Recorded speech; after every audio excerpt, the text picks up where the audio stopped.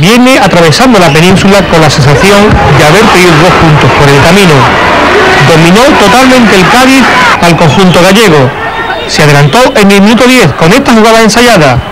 Oli caza perfectamente el disparo de Raúl López.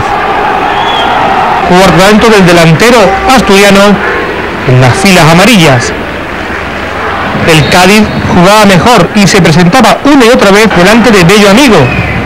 El siguiente en hacerlo fue Oli. Pase de Sesma y no llega a rematar el delantero del Cádiz. Luego esta falta de Manolo Pérez, que se envenena. El balón da 2 veces en el palo de la portería ferrolana. Perdona al Cádiz y prácticamente en el primer acercamiento marca el Racing de Ferrol. Lo hace el brasileño Flavio a los 36 minutos. Justo antes del descanso, otra ocasión para Jonathan Sesma. Toca lo suficiente del amigo para que el balón se vaya fuera. Y en la segunda parte, más clarísimas ocasiones del Cádiz, esta de Oli, para donde Bello Amigo. Y a 4 del final, el que se queda solo es Vega Barrete, pero el portero del Ferrol envía córner.